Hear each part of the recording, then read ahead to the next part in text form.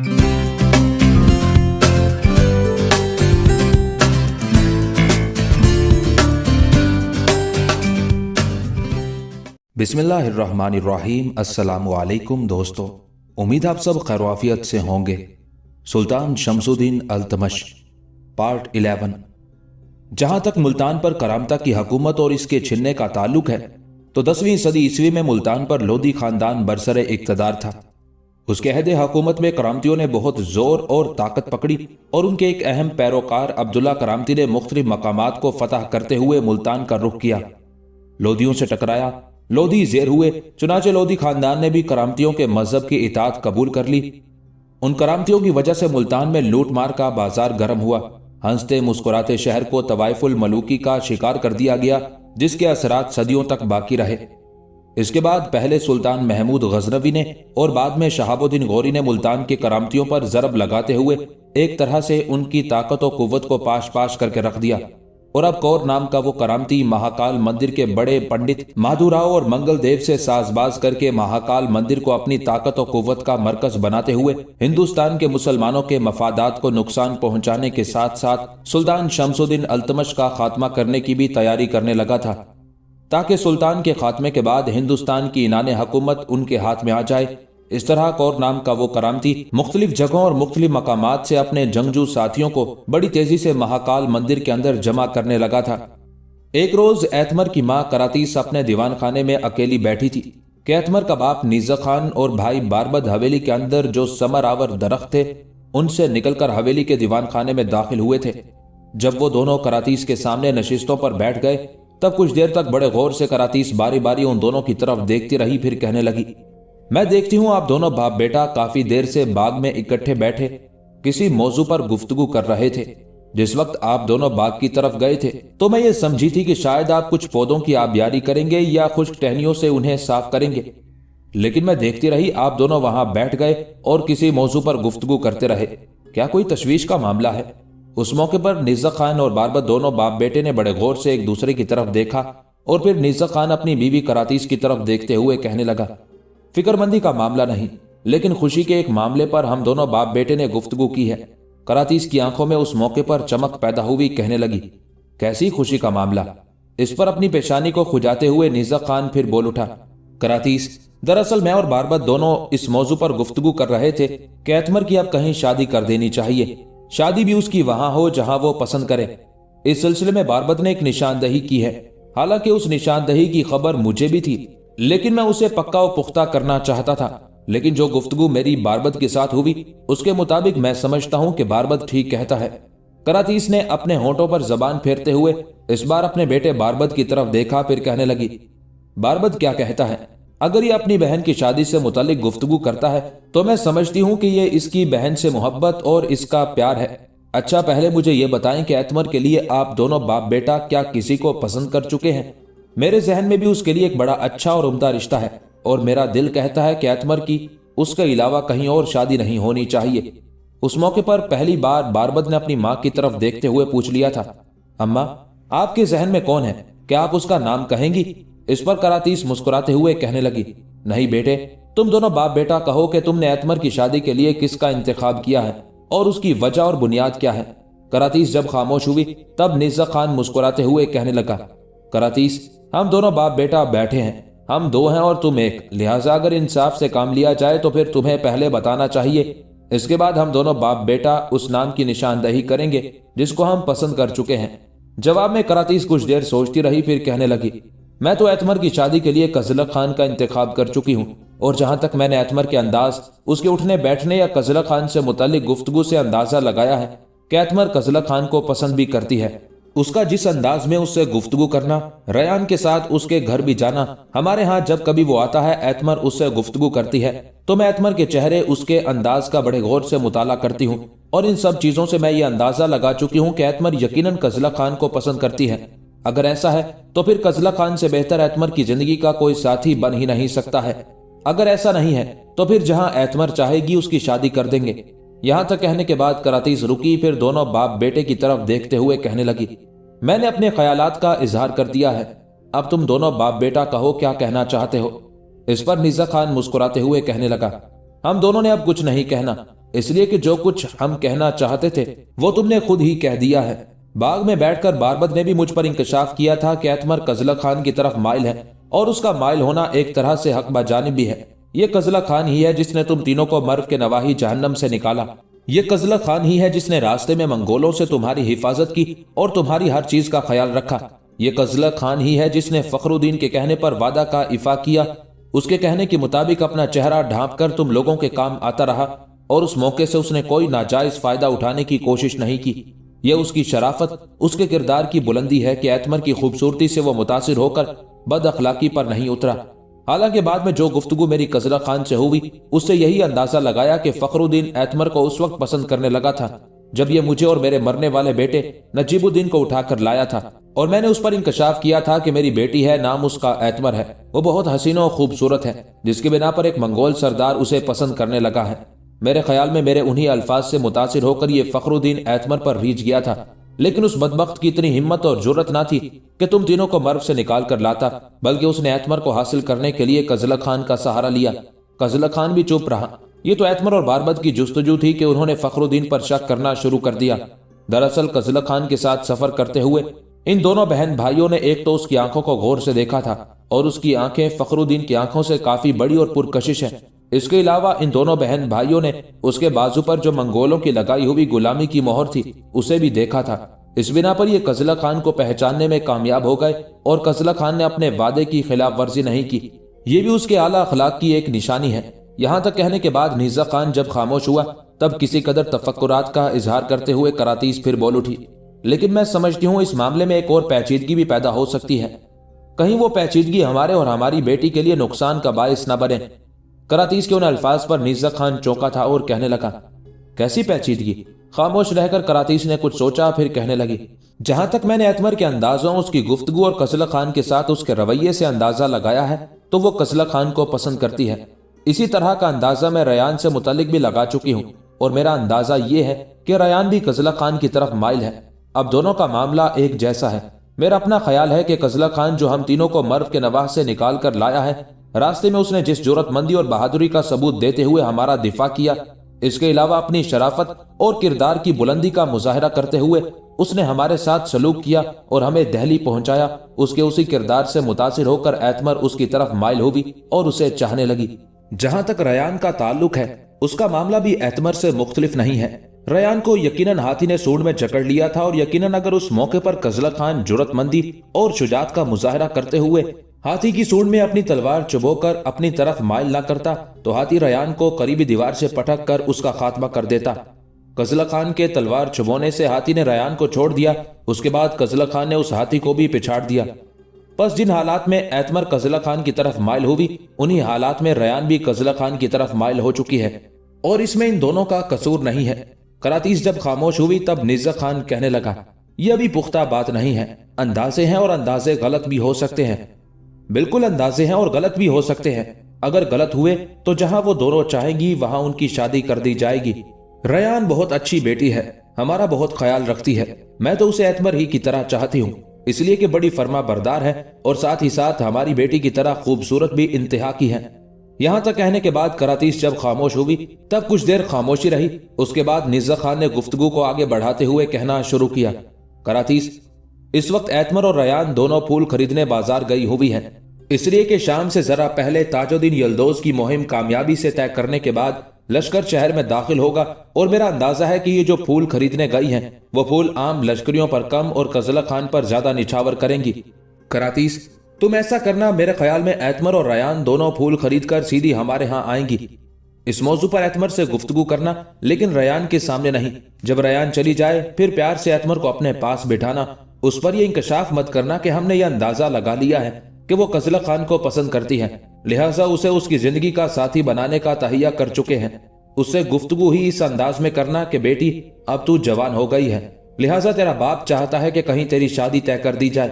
اس سے یہ بھی پوچھنا کہ بیٹی اگر تیری کہیں مرضی ہے تو بتا، ورنہ تیرا باپ اپنی مرضی سے کہیں اچھی جگہ تیرا رشتہ کر دے گا، پھر اعتراض مت کرنا۔ جب تم اس انداز میں ایتمر سے گفتگو کرو گی تو پھر میرے خیال میں وہ اپنے خیالات اور جذبات کا اظہار ضرور کرے گی، اور پھر وہ جیسا کہے گی ایسا کر لیں گے۔ نیزہ خان جب خاموش ہوا تب کراتیس کہنے لگی، अगर वो कजलक खान को अपनी जिंदगी का साथी बनाने का इजहार करती है तो फिर मेरे ख्याल में यह रिश्ता इज्जत और वकार के साथ होना चाहिए। वो किस तरह? गौर से करातीस की तरफ देखते हुए निज़्ज़त खान ने पूछ लिया था। जवाब में हल्की हल्की मुस्कुराहट में करातीस फिर कह रही थी, वो इस तरह के रिश्ता कजलक खान की तरफ से तलब किया जाए, इसमें हमारा भी वकार बुलंद होगा और हमारी बेटी एतमर की भी इज्जत अफजाई होगी। निज़्ज़त खान ने कुछ सोचा। उस मौके पर उसका बेटा बारबत बड़े गौर से उसकी तरफ देख रहा था। फिर निज़्ज़त खान बोल उठा, करातीस, तुम्हारा अंदाजा भी दुरुस्त है। इस मौके पर मेरे जहन में एक ख्याल आता है, मैं इस सिलसिले में इज़ुद्दीन से मिलूंगा, लेकिन तुम पहले एतमर से बात करना और फिर उस गुफ्तगू के बाद अगर एतमर ने कजलक खान से अपनी वाबस्तगी का इजहार कर दिया तो फिर मैं इज़ुद्दीन के पास जाऊंगा और उससे कहूंगा कि हमारी बेटी कजलक खान को पसंद करती है। मैं इज़ुद्दीन से कोई बात छुपाऊंगा नहीं, साफ साफ कहूंगा और साथ ही इज़ुद्दीन से यह भी कहूंगा कि अब हमारी इज्जत हमारा वकार इसमें है कि यह रिश्ता कजलक खान की तरफ से मांगा जाए। इस तरह हमारी और हमारी बेटी दोनों की इज्जत अफजाई होगी। निज़्ज़त खान के उन ख्यालात से बारबत और करातीस दोनों ने खुशी का इजहार किया था। यहां तक कहते कहते निज़्ज़त खान को रुक जाना पड़ा, इसलिए कि उसी वक्त दीवान खाने की तरफ आने वाली राहदारी पर हसीन और खूबसूरत एतबर नमूदार हुई थी।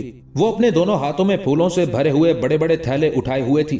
उस मौके पर बारबत अपनी जगह से जस्त लगाकर उठा, भागता हुआ आगे गया। पहले एतमर से एक थैला लिया, फिर जब दूसरा लेना चाहा तब एतमर ने बड़े प्यार से उसके सर पर हाथ फेरा, फिर कहने लगी, मेरे भाई तुम एक पकड़ो, दूसरा मैं संभाल लूंगी। फिर दोनों बहन भाई फूलों भरे वो थैले उठाकर दीवान खाने में दाखिल हुए। उस मौके पर निज़्ज़त खान ने फूलों का जायजा लिया, फिर कहने लगा, एतमर मेरी बच्ची, तुम रयान के साथ फूल खरीदने गई थी, तो ये फूल जो तुम लेकर आई हो ये थोड़े नहीं है। ये तो निज़्ज़त खान को खामोश हो जाना पड़ा, इसलिए कि निज़्ज़त खान के पहलू में बैठते हुए बड़े प्यार से एतमर कहने लगी, बाबा ये फूल तोड़े नहीं है। आप ये समझ रहे होंगे कि इनमें से रयान भी लेगी और उसके अहले खाना भी इसी में से लेंगे। नहीं, वो अपने हिस्से के फूल अपने घर ले गए हैं। इस पर निज़्ज़त खान गौर से एतमर की तरफ देखते हुए कहने लगा, तो क्या तुम अकेली आई हो बेटी? एतमर मुस्कुराई और कहने लगी, बाबा मैं अकेली नहीं आई, बाजार में रयान लबाना और उनका भाई कदर खान गए हुए थे। कदर खान मुझे हवेली के दरवाजे तक छोड़ गया है। मैं तो उसे अंदर ला रही थी, लेकिन वो कह रहा था कि मैं जाता हूं इसलिए कि लश्कर के इस्तकबाल की तैयारी भी करनी है, लिहाजा ये जो इन दोनों थैलों में फूल हैं ये सिर्फ हमारे लिए हैं। इस पर निज़्ज़त खान खुशी का इजहार करते हुए कहने लगा, अगर ये मामला है तो फिर ये फूल हमारे लिए काफी हैं।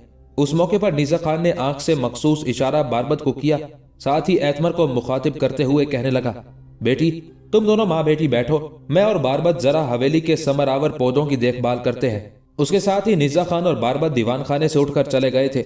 उनके जाने के थोड़ी देर बाद तक खामोशी तारी रही। फिर गुफ्तगू का आगाज करातीस ने किया और एतमर की तरफ देखते हुए कहने लगी, बेटी तू बाजार गई हुई थी और तेरे आने पर ये जो तुम्हारा बाप और भाई मेरे पास बैठे हुए थे तो तुम्हारे मुतालिक ही गुफ्तगू हो रही थी। मेरे मुतालिक गुफ्तगू हो रही थी? अपनी माँ की तरफ गौर और ताज्जुब से देखते हुए एतमर बोल उठी थी, हाँ बेटी, तुम्हारा बाप चाहता है कि मेरी बेटी जवान हो गई है, लिहाजा उसकी शादी कर देनी चाहिए। इस बिना पर तुम्हारा बाप और भाई दोनों चाहते हैं कि तुम्हारी शादी का एहतमाम कर दिया जाए। शादी ना हो तो कम से कम तुम्हारी मंगनी तय हो जानी चाहिए, ताकि यहां तक कहते कहते करातीस को खामोश हो जाना पड़ा, इसलिए कि एतमर बोल उठी, अम्मा क्या बाबा और भाई मुझसे तंग पड़ गए हैं कि मुझे इस कदर जल्दी हवेली से निकालने के दर पे है?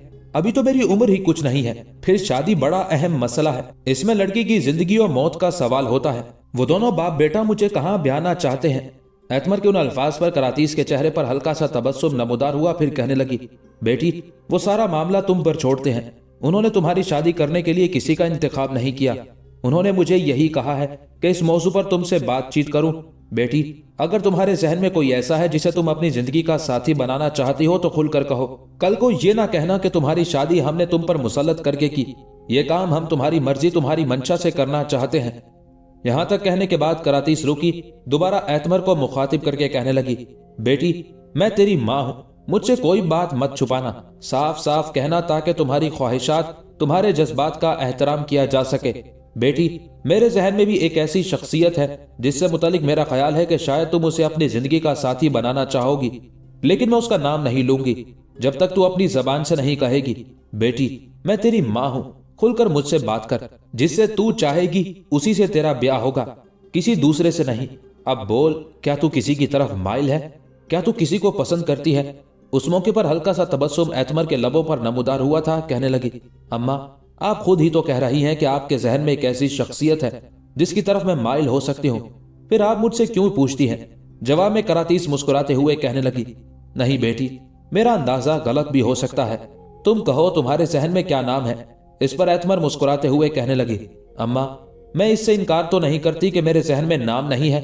मेरे जहन में नाम है, उस नाम का मैं बड़ा एहतराम करती हूँ, उनकी बड़ी इज्जत करती हूँ और उनकी तरफ मैं माइल भी हूँ। लेकिन मैं चाहूंगी पहले आप वो नाम बताएं जो आप अपने जहन में मुंतखब कर चुकी हैं। करातीस ने नफी में गर्दन हिलाई, कहने लगी, नहीं बेटी, ऐसे तो मैं नहीं कहूंगी जब तक तुम अपनी जबान से नहीं कहोगी कि तुम अपनी जिंदगी का साथी किसको बनाना चाहती हो और कौन है जिसकी तरफ तुम माइल हो और जिसे तुम चाहती हो। उस मौके पर एतमर संजीदा हो गई, हिम्मत की, फिर खुलकर कहने लगी, अम्मा, अगर ये बात है तो फिर सुनो, मैं कजला खान के अलावा किसी और से शादी करना पसंद नहीं करूंगी। अगर उनसे मेरा रिश्ता तय होता है तो मैं समझूंगी कि मैं दुनिया की खुशकिस्मत तरीन लड़की हूँ, और अगर उनसे मेरा रिश्ता तय नहीं होता तो फिर अम्मा, इस हवेली में मुझे एक कमरा दे दीजिएगा जिसके अंदर मैं अपनी सारी जिंदगी मुजर्रद गुजार दूंगी और आपकी जात, आपकी इज्जत पर कोई हर्फगिरी भी ना आने दूंगी।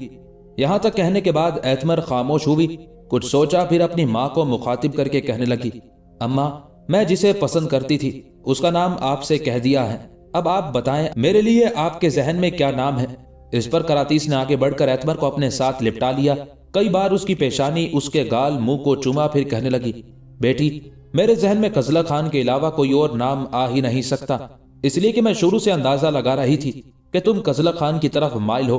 उससे तुम्हारा इस अंदाज में गुफ्तगू करना, उसका ख्याल रखना, उसके पास रयान के साथ उसके घर जाना, ये सारी बातें मुझे समझाने के लिए काफी थी कि मेरी बेटी एतमर कजला खान की तरफ माइल है। अब मैं तुम्हारे बाप से इस मौजू पर गुफ्तगू करूंगी और मैं ये चाहूंगी कि तुम्हारी और कजला खान की मंगनी का एहतमाम कर दिया जाए। जब ऐसा हो जाएगा तो बेटी, सबको पता होगा कि तुम कजला खान की मंगेतर हो। इस बिना पर इस रिश्ते के बाद कजला खान जब और जिस वक्त चाहेगा हमारे यहाँ आ सकेगा और तुम जिस वक्त और जब चाहोगी कजला खान से मिल सकोगी, कोई एतराज नहीं होगा। हाँ, एक रुकावट जरूर है। अपनी माँ के उन अल्फाज पर एतमर चौंकी थी। अम्मा, कैसी रुकावट? करातीस सर को खुजाते हुए कहने लगी, बेटी, जिस तरह तुम्हारे अंदाज, तुम्हारे जज्बात और कजला खान से तुम्हारी गुफ्तगू से अंदाजा लगाया कि तुम कजला खान की तरफ माइल हो, ऐसा अंदाजा मैंने रयान से मुतालिक भी लगाया है। मैं समझती हूँ रयान भी कजला खान की तरफ माइल है। अगर ऐसा है तो बेटी, फिर क्या बनेगा?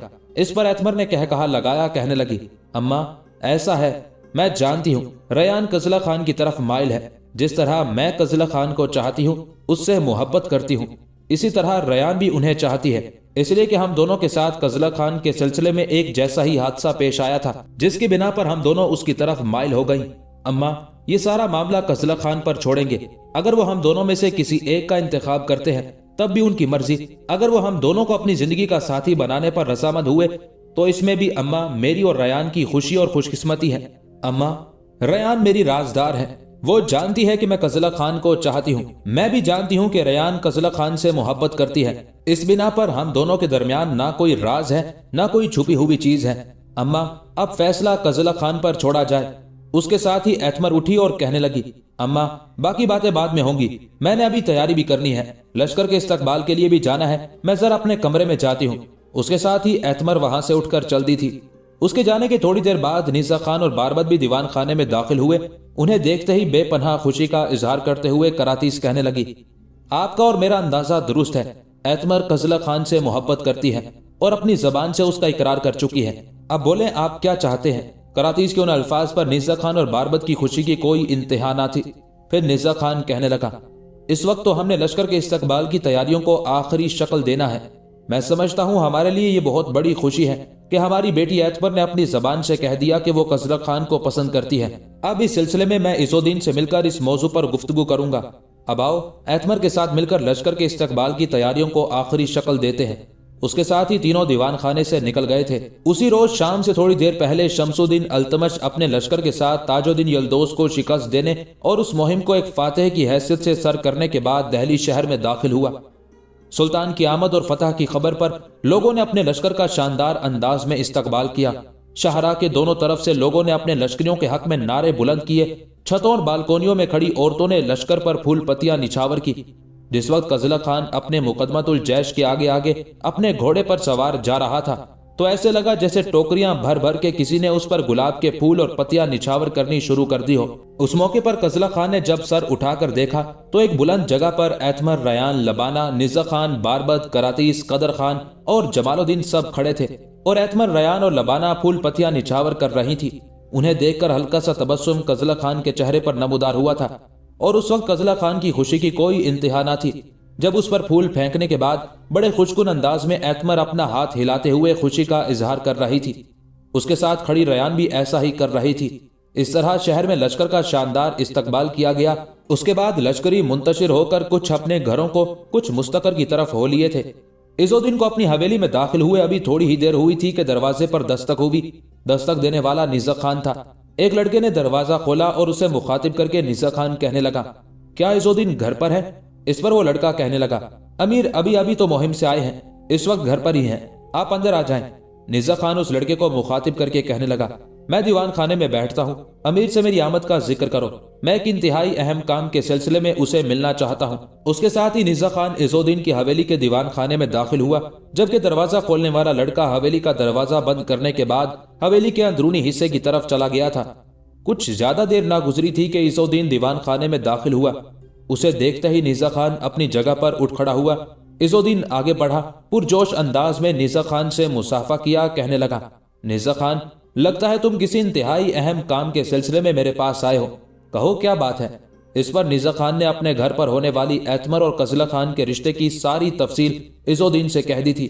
तफसील सुनकर इज़ोद्दीन काफी देर तक गहरी सोचों में डूबा रहा, फिर कहने लगा, निज़ा खान, मैं तुम्हारी पसंद की तारीफ करता हूँ और तुम्हारी बेटी एतमर की पसंद की भी शानदार अंदाज में तारीफ करता हूँ। मैं समझता हूँ जिस लड़की की जिंदगी का साथी कजला खान होगा वो लड़की खुशनसीब और खुशकिस्मत होगी। कजला खान जो बेसरो सामानी की हालत में दिल्ली में दाखिल हुआ था, इस वक्त वो सुल्तान के मुकदमतुल जैश का सालार है और सुल्तान उसका शुमार अपने बड़े सालारों और उमरा में करने लगे हैं।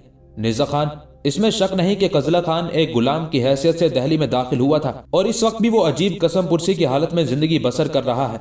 लेकिन जो हालात उसने मुझे अलहदगी में बताए थे उससे मुतालिक मैं तुमसे कहूं कि वो दरियाए आमू के उस पार करख्ताइयों के एक झेली कबीले के सरदार का बेटा है। उसके बाप ने मंगोलों के खिलाफ कारहाय नुमाया सर अंजाम दिए थे।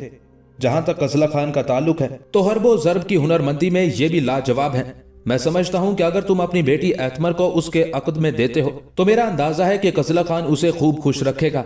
अब ये मामला तो तय है कि तुम्हारी बेटी एतमर कजला खान को पसंद करती है, लेकिन निज़ा खान, इस सिलसिले में कजला खान से भी बात करना होगी, उसका इंदिया और उसकी मर्जी और मंशा भी जानना होगी। देखते हैं वो क्या जवाब देता है। और फिर तुमने बीच में यह भी कह दिया है कि तुम्हारी बेटी एतमर के अलावा जमालुद्दीन की बेटी रयान भी कजला खान की तरफ माइल है। अब ये फैसला तो फिर कजला खान ही करेगा कि वो किसे अपनी जिंदगी का साथी बनाता है। निज़ा खान, मुझे 2 दिन की मोहलत दो, मैं आज नहीं तो कल कजला खान को अपने पास बुलाऊंगा और इस मौजू पर उससे गुफ्तगू करूंगा। तुम ऐसा करना, परसों मेरे पास आना और कजला खान के साथ जो मेरी गुफ्तगू होगी उससे मुतालिक मैं तुम्हें आगाह कर दूंगा। अब बैठो, रात का खाना खाकर जाना। इस पर निज़ा खान उठकर खड़ा हुआ, कहने लगा, अमीर, खाना तो मैं खा कर आया हूँ, अब मैं आपकी खिदमत में परसों ही हाजिर होऊंगा। उसके साथ ही निज़ा खान इज़ोद्दीन की हवेली से निकल कर चला गया था। दूसरे रोज शाम के वक्त कजला खान इज़ोद्दीन की हवेली में दाखिल हुआ। जिस लड़के ने निज़ा खान के लिए दरवाजा खोला था उसी ने दरवाजा खोला और कजला खान को अपने दीवान खाने में बिठाया। थोड़ी ही देर बाद इज़ोद्दीन भी उस दीवान खाने में दाखिल हुआ। आगे बढ़कर पुरजोश अंदाज में कजला खान से मुसाफा किया, उसके शाने पर हाथ रखते हुए उसे नशिस्त पर बिठाया, खुद भी उसके सामने बैठ गया।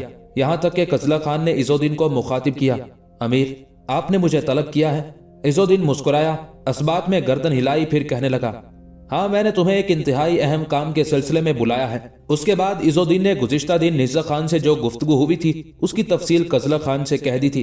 कजला खान सारी तफसील जानने के बाद गहरी सोचों में डूबा रहा। उसे उस हालत में देखते हुए इज़ोद्दीन ने फिर मुखातिब किया, कजला खान, क्या तुम एतमर को पसंद नहीं करते? इज़ोद्दीन के उन अल्फाज पर कजला खान चौंका था, कहने लगा, अमीर, आप किस किस्म की गुफ्तगू करते हैं? मैं समझता हूँ जिस शख्स की जिंदगी की साथी और बीवी एतमर बनेगी वो दुनिया का खुशकिस्मत तरीन इंसान होगा। कजला खान के उन अल्फाज पर इज़ोद्दीन कहने लगा, सुनो, इस वक्त एक नहीं 2 लड़कियां तुम्हारी तरफ माइल हैं, एक एतमर, दूसरी रयान। अब मैं तुमसे पूछता हूँ, इनमें से तुम अपने लिए किसका इंतखाब करना चाहोगे? इस पर हल्की सी मुस्कुराहट में कजला खान कहने लगा, अमीर, मेरी पहली पसंद और इंतखाब तो एतमर है, लेकिन मैं समझता हूँ कि मैं इन दोनों ही के काबिल नहीं हूँ।